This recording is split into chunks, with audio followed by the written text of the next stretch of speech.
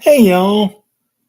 So I just finished Cobra Kai the final season, and I think the same thing happened now as happened yesterday. I didn't find out that it was out till later. So I just binge watched. I think it was 6 or 7 episodes, maybe 8. So it was short. It was relatively shorter than the other season I saw, which was good. But we'll get into it. Um, this is gonna be a shorter review, which I'm happy about because the overall story isn't that young. So, yes, get into it. Like I said in my first review, or one of the first reviews about the show, I said that I followed this show since it was on YouTube Red. I, which would have been like 2016 or 2018, one of the two.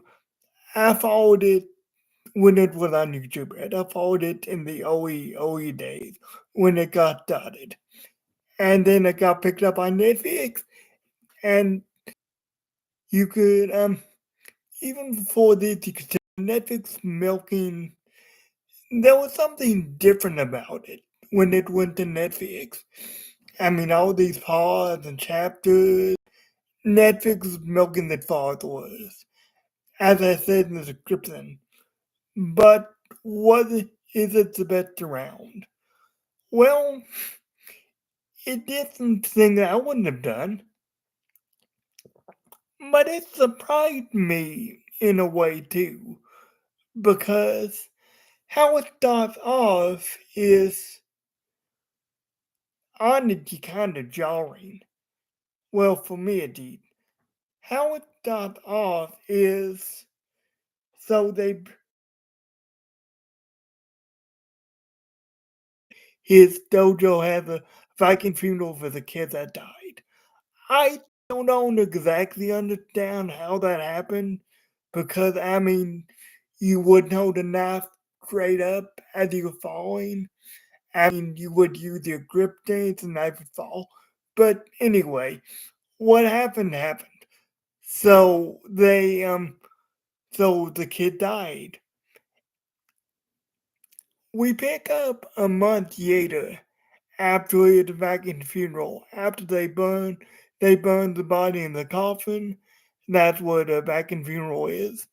Well, a proper Vatican funeral, I guess, is they burn the body at sea, but they just burn the body on a pyre in a coffin at a dojo. So that happened. A month later, we pick up a month later with Chris and the organizer, the main announcer of the Sakai Takai. So he's getting a facade. This organizer is getting a facade so to react, and Chris comes in and he's like, "Okay, we can't end the Sakai tie like that. We can't yet the sport go out like that. We have an opportunity. We have an opportunity to reinvent, revolutionize it with a smaller tournament, maybe a smaller venue, continue it. Because obviously it would just cancel it after that whole brawl and melee and everything. But we have an opportunity to continue it. We have an opportunity to reevaluate. So they get them all on board relatively quickly. I mean, it said the announcer. Well, I guess there wasn't that much organized because the main dojo that competed was a dojo to the high point that time, which was Cobra Kai, the Iron Dragon, and and Miyagi Do. And obviously Cobra Kai would still run like crazy, and Silver's point would be in, the Iron Dragon would be in. So the only one who they have to convince is Johnny. Well, more to the point, Daniel. Though they have to, the organizer called Daniel up and he said, basically, okay, we're trying to get this whole thing together, but it can only be put together if all the senseis agree. So so it takes a little convincing, and it's funny because I'm pretty sure this is the only time Johnny's called Daniel in this whole series, including the Pat movies too. He always called him Russo, but I could be misremembering. I could be misremembering things. So it takes a little convincing, but eventually Daniel's on board. Daniel, a side note, he's holding he's holding something back. He wants to be completely done with karate, wants to be completely done with Mr. Miyagi, which is understandable. He doesn't want any Bandai trees, he doesn't want any reminders of karate in the saw, because what they used to do was give out free Bandai trees. But at that time, they didn't do that anymore. So his wife comes in and convinces them that basically she'll always be there for him. I forget exactly what he said, but basically that he's holding some feelings back, and they'll always be there for him, karate or no karate. So that's what it takes. So Daniel then.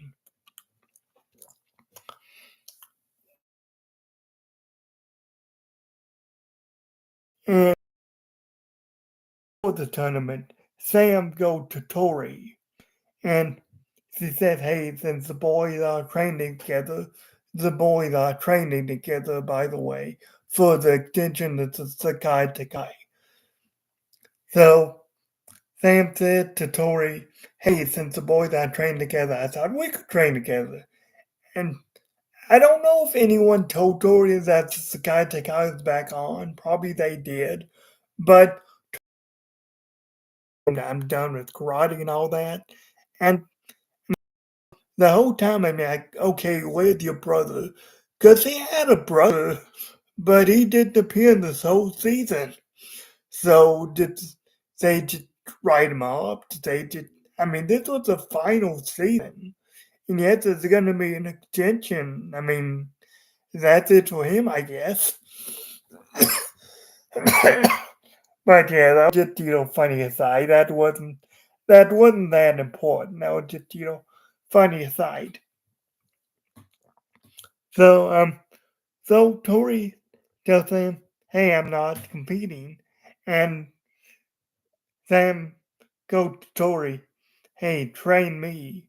It can be a perfect opportunity to kick me in the face. And I'm really going to be Thora. Chain me to be Thora. Exact old cast martial artist, which, by the way, I've said this before, but the most unbelievable thing of the whole thing, besides the fact that they managed to get Jack half season out of it altogether, the most surprising thing and most unbelievable thing to me is that those kids are all black belts. I mean, every single one of them, I'm pretty sure they are all black belts. But it, that's what it takes to compete at tournament level at the at Vegas. But Story does end up helping Sam, and they go to a gym to train. So Tori trains Sam, and Sam has the odd to Tori. He said, Sam, Sam says, "Hey, I'm sorry. I'm sorry for putting you. I didn't think about how all this would affect you." Sam doesn't think about much, to be honest. But but yeah, Sam says, "Hey, I'm sorry about how all this affected you. If you don't really compete, it's totally your call. But you've come far. You've come a long way." So in the end, he does end up convincing Tori to fight, which would turn out to be a really good thing in the end. But we'll get to it when we get to it. It's frustrating how they get there, but we'll get to it when we get to it. So they go to the tournament. It's Miguel. Well, no, I'm getting ahead of myself. Sorry. It's Robbie versus Axel. Well, no, before that, Robbie does some training with an AI simulation of Axel that Miguel and, or I'm sorry, Dimitri and Hawk have cooked up, which indeed how met how have they met Hawk this in the show? I have no idea. But Robbie takes on an AI simulation that the boys have cooked up to mimic Axel. It's not literally actually like not fighting a virtual robot or anything. It just makes me look like Axel.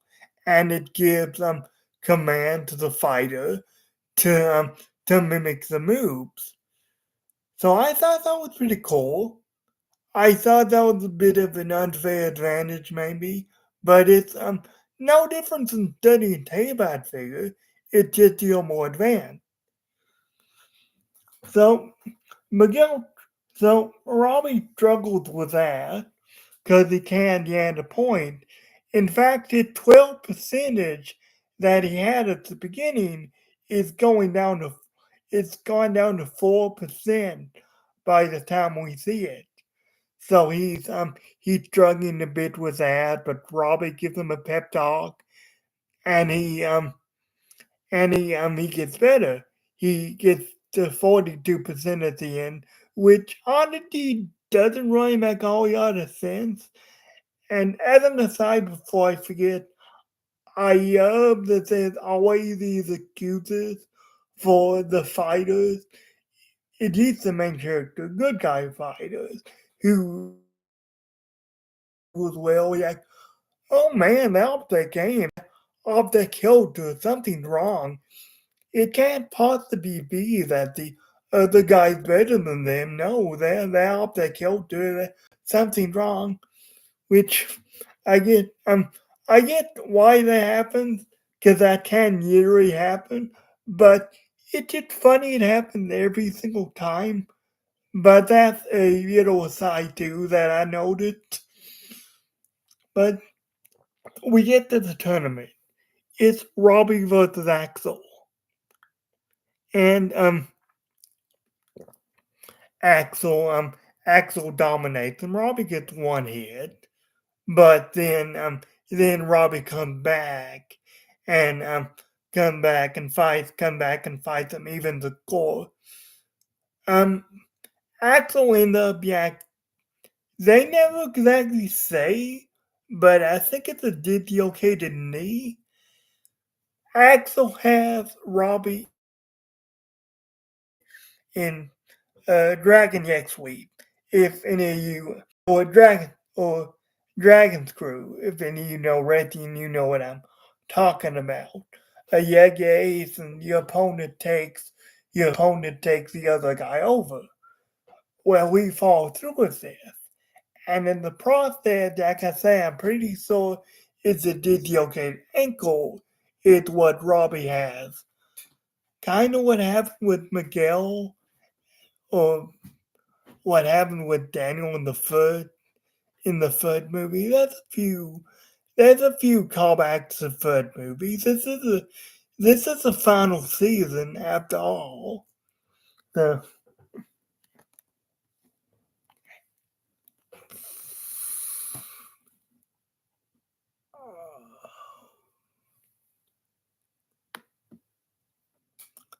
kind of like what happened with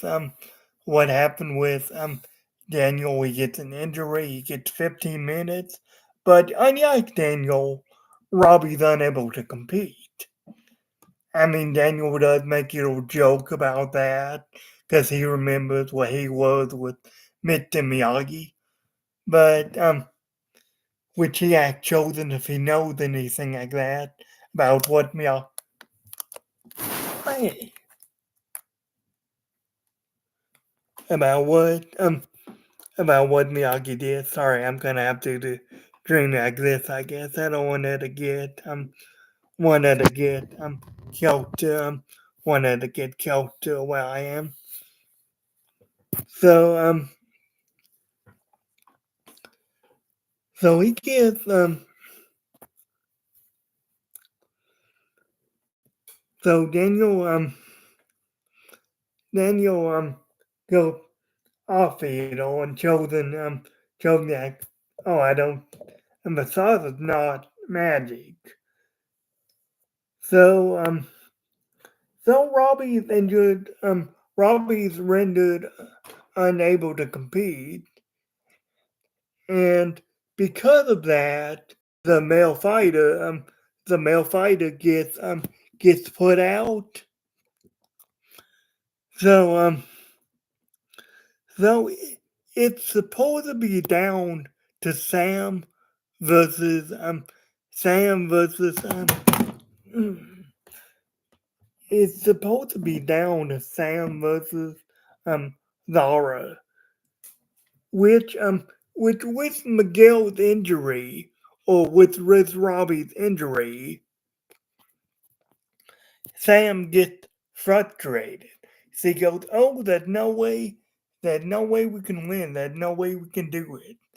Then, then the next day, yeah, Daniel has a dream that night about Mr. Miyagi teaching, like win or use, it doesn't matter. You learn karate for defense, and Sam ends up the next day. Sam ends up telling Daniel to quit, he forfeits, and then Daniel gives us this big speech about his dream and everything, and not only fighting for defense and everything, but the more kind of yacht because the only reason Sam gave up is because he knew, or at least he thought, that he could win. So I get what they were going for, but the more ring Leo Hall when you do that. And besides the fact they Sam never had to get beat, he forfeited. I mean, Laura technically won, but he didn't beat anyone. Sam did forfeited. But but anyway, it was good to get when we needed to get to regardless, I guess. So the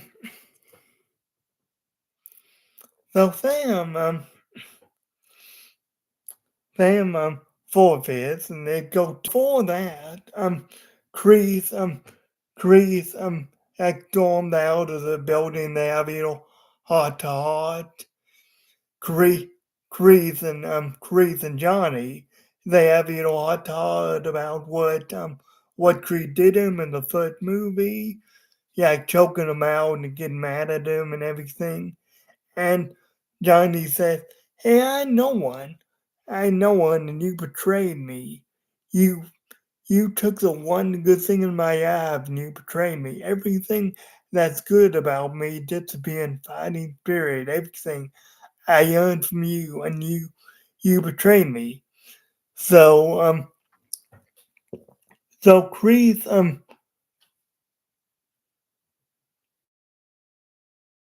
apologized to him, She says, "Oh, I wish there was some way I can make it up to you." And and Johnny says, "Well, maybe there is." And and that's where, because originally Creed, which I think Creed just dug out of the series at this point. Um, Tori's representing Cobra Kai originally for Kreese, but that Johnny's favor. Johnny's able to, since he's former Cobra Kai, Johnny's able to represent Cobra Kai with Tori as his Tori's student, so the Iron Dragon won't just win automatically because Kreese ducked out. So next up is Tori vs. Zara, which is a really which is really good for what it is. And we get Tori Vazzaro, we get all. I feel like I'm forgetting something, but I'm probably not. The season probably just I saw it. We get Tori Vazzaro, and we get a real hard hitting matchup, just point after point after point for the two. Oh, by the way, we haven't got to it yet, but it's important to note Miguel's the substitute for Robbie. So they have a substitute, they have to do that. So Tori Vatsaris, it's really good. But Tori just ended up on wild. What you need to know is in the tournament, a knockdown is 10 points. So to get the couple of knockdown, so to get that 20 points, which I was confused about why they had Tori beat Zara so decisively, but it plays into a larger story. It's not just because they want to make Cobra Kai or Miyagi Do or whatever have you. You're so much better than the other team. It's not just because of that. Also, this was a really beautiful fall through because Laura said to Tori at the beginning of the match, they said to Tori, "Hey, all these people that they maybe cheering for you, but they're cheering for me. I got them on my side. So enjoy your 15 minutes of fame. Because I'm an influencer and I got a million followers. People worldwide know my name, know my brand. But you're just, well, you just got 15 minutes of fame to your name. So you're just gonna be forgotten and they love you, they don't love me, no one really loves you. But in the end, Robbie talked to Tori, and Robbie says that he loves her when when he sees that she's getting beat so badly. Robbie Robbie says that he loves her. We had kind of paid to do it, but Robbie said that, and they kiss. And another funny moment is the crowd could go nuts, like the crowd goes wild, and they weren't on the mat or anything. They weren't to be focused on. They want anything. They would just to the side. So that okay, were you all just watching them the whole time? Even if you didn't know what they were saying, were you just watching them the whole time? Because this crowd went wild. They kid and the crowd went wild, which which was just funny to think about. But yeah, Robbie said that give Tori the strength, that give Tori the focus to win and win decisively. She knocked she knocked our teeth out. Well, some of our teeth out anyway. So they knocked them out. He's won. That means he's a champion since there wasn't since there wasn't a semifinal round, and Aura won the semifinal round anyway. So this was the final. That makes Tori Nichols the champion, and I did get happy at that. I thought they should have won. I'll be honest. I figured they would have had Sam win. I'll be honest, but Tori winning was definitely the right call. Then we get to the main event. We get, or what we think of the main event anyway. We get Miguel versus Axel, a substitute versus Axel, and they're so. And what's important is they're so far ahead, no ball points. Iron Dragon, Iron Dragon. This, I mean, Tori does a lot to catch him up. I think he knocks Aaron down twice, so that 20 points. So Tori catches him up, but they're still ahead. Iron Dragon are. So Axel and Miguel fight. Miguel does really good. Yeah, really good. It's at this point that I said, okay, Miguel definitely is the better fighter than Robbie.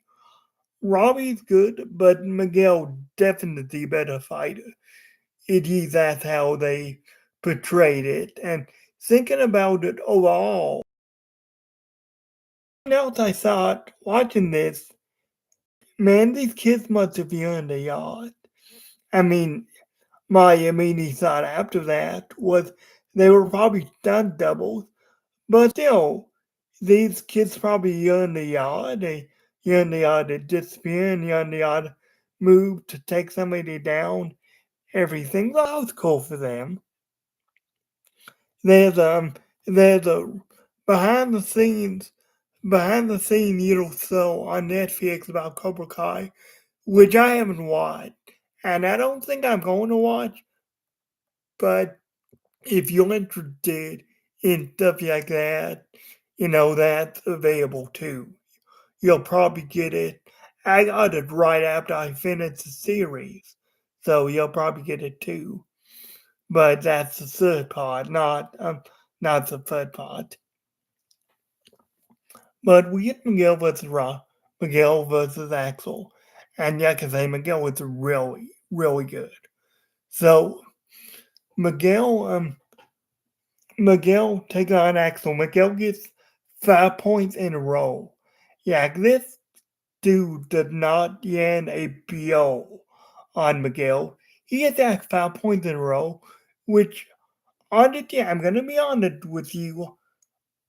I wish Iron Dragon had won. Like I wish Iron Dragon had won. Like Axel was portrayed as like Ivan Drago in Rocky 3. But but over time when the series deemed it necessary, he became vulnerable. Not to take anything away from his opponents, but it did kind of visibly obvious. But anyway, Miguel had these 5 points, and Axel did not end the BO on him.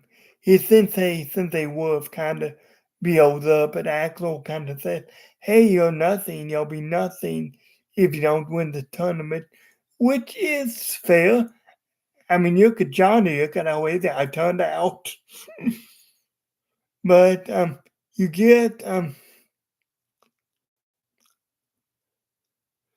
but you get these two coming back for the second round, and Axel dominates them. Axel dominates them. Yeah, get 20 points. 20. You get that him. Yeah, that's right. He gets like 20 points on him. Um, by the end of the round. So so they come back and Miguel beats them. I'm not gonna go for it beat for beat. I'm sorry. I not do just to it. And also I wasn't paying too much attention, like I wasn't taking notes or anything. But what I do know is this was an awesome fight, and Axel and Miguel win.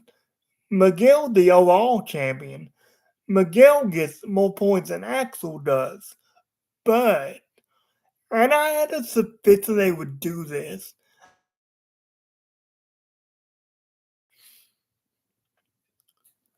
I mentioned about overall points. I was confused about that too,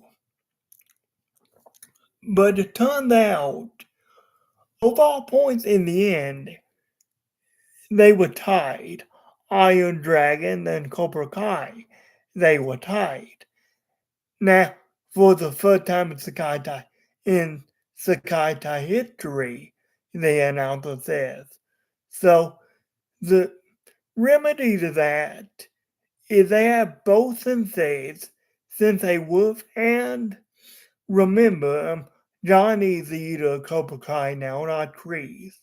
Johnny was with Daniel and Miyagi though. But the remedy to that is Johnny Lawrence versus Sensei Wolf. And like, oh boy, this is gonna be great. This is gonna be a treat. I mean, I'm pretty sure I know who's gonna win, and that ended up happening. But it was still good for what it was. We get we get Johnny versus Sensei Wolf, and we get some training between him and Daniel. Johnny that Daniel to be his sensei. That's where we get a little more insight into Johnny's past. That his mother died. His mother would always cheer him on at tournaments and be in his corner and everything. But after she died, there was no one. Like there was no one to be in his corner, which is extremely sad. There was no one to cheer him on. So the day of the tournament, well, the day of the final round of the tournament, Johnny and Sensei Wolf meet in the back. And Sensei Wolf tried to psych him out, but maybe not in the reason that, maybe not in the way that you think or that you would expect. He tried to psych him out by saying, hey, you know what it's like on the other end, which he knows, and we know what it's like because we've seen at the beginning of the series what this yacht did to him. More importantly, we've seen what using the man he considered a father figure increased it to him. But we get that kind of some taunting between Keith and between Chris and Johnny, and Johnny's like, hey, I have my family, I have everyone behind me, I've already won, and it's funny because I figured Chris would say, well, I figured Wolf would say, oh, that's just something users say to make themselves feel better. But he doesn't do that. He acknowledges Johnny and he says, yes, they'll be there for you. They'll be there to nurse your wound. They'll be there to nurse you back to help. They'll be there for you. But only you can understand the defeat that I'm gonna give you. Only a fighter can understand the defeat that I'm gonna give you. You more than most because you've been on the other side and you've yawned and you know how much it haunts you. So we get to the fight. Well, before that, since they did something, since they whooped us something very cool, like Johnny's been training and everything for this guy, obviously. So Johnny goes for a punch, cause Johnny not the most level-headed guy. Johnny goes for a punch. Since they whooped it, catches him, catches his arm, kind of bend it back, I guess. And he said, I could snap your arm right now. But yes, save it for the cameras. So we get to the fight, and again the same thing happens. When Sensei Wolf gets 2 points on Johnny, and Daniel goes, oh, Johnny is scared. Johnny is sick and everything. Understandable by his body language and everything. I mean, Johnny's Cobra Kai foot and mode. So what's awesome here though is Daniel recognizes that as a sensei, it's actually chosen who points it out. Daniel Daniel recognized that, and Daniel called Johnny over to him. Daniel said, hey, does Phil, what dojo are you fighting for? I'm fighting for Cobra Kai. And does fear exist in your dojo? Does pain? I know for sure pain doesn't exist. Does does weakness exist in your dojo? And he says no. So Daniel says basically, I'm not going to use the expletive, but basically, then go out and kick this guy's butt. Stop being a weakling. So so I enjoy that. Like I thought too. One one thought that crossed my mind. I thought, wow, if Daniel could learn to embrace both Cobra Kai and Miyagi Do, he'd be unstoppable. But we get back to the fight, and we get Johnny getting one up on Sensei Kreese, like with a punch and a kick and everything. And at the end of it, Johnny wins. I mean, Johnny's the champion. Which one thing I do react is Sensei was instead of wigging out, which I figured he'd wig out, Sensei Wolf so Johnny respect, Sensei Wolf bow to him, everything. Jack Johnny goes to the crane. Johnny goes to the crane kick. Sensei Wolf runs at it, and he just knocks them out. But that doesn't happen. He gets them with like an uppercut to the jaw or something. I forget which. But even a little bit of stuff out, but this review was already gone longer than I thought it would.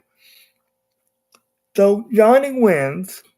He's a champion. He has a dojo back, Cobra Kai, and his name Daniel got it for him, I think. So in the end, we get Johnny with a bunch of students, and it mirrors the first episode with Johnny and Miguel, and how Johnny trained Miguel to be the elite fighter that he is, which now he's a champion. He's a he's a male champion. Also, as an aside, Tori and Robbie get a job. They get a job at Wizard's World, yeah, Wizard's World famous martial arts company, where they represent athletes, do demonstrations, fight in tournaments and everything, and they pay me a lot of money. We don't know how much money, but they pay me a lot of money. So I'm more for Tori than Robbie, I guess, but I'm happy for Robbie too. But I'm really happy that Tori got this opportunity because without the mom and everything, and without a stable job, Z was struggling to get by. So I'm very happy for Tori in that regard. this was a good this was a good final chapter, good final season. Like I say, you could really tell Netflix milked this for as much as it was worth. Yeah, like as much as they could mine out of it, they milked it for as much. And it may not be over, because if rumors and reports are to be believed, they're planning the Karate Kid universe, which I am not opposed to in the slightest. I want more Karate Kid content, but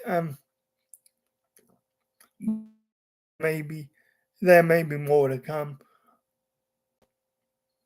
Though, guys, thank you for getting into my review. Sorry, it got kind of crazy with Daisy, that's my cat's name. But I hope you got something out of it. I did enjoy the season for what it was. Hopefully Netflix can find the right balance between asking for a lot of content and still telling a coherent story. Because there was a couple beats still of unnecessary drama this season, mostly with Sam and Axel. Oh, by the way, Axel does get a raw deal. Well, he's always gotten a raw deal, really. But Axel really gets a raw deal in this final chapter because think about what happens. Samantha, Sam Russo, who this boy doesn't know has a boyfriend, goes on what can be deemed in many cultures a romantic walk with him, like a midnight stroll. Again, he doesn't know that he has a boyfriend. So, but Axel tried to kiss her, I think, and she turned him down because he has a boyfriend, and he just pigeonholed. He just head over heels with his goal the rest of the time for the series. Which Axel deserved a lot better than what he got. But hopefully we find if it does continue, hopefully we do get a lot more development for him. I don't know if we will, but hopefully we'll get a lot more development because, like I say, he really did to the better than what he got. Like he didn't know that she had a boyfriend, so from his perspective, she had him on, even if she didn't do it intentionally, which she didn't do it unintentionally. I mean, she didn't tell him they had a boyfriend, so how else was he supposed to react? But anyway, Axel the Better was a good final season to wrap up, and good night, everybody.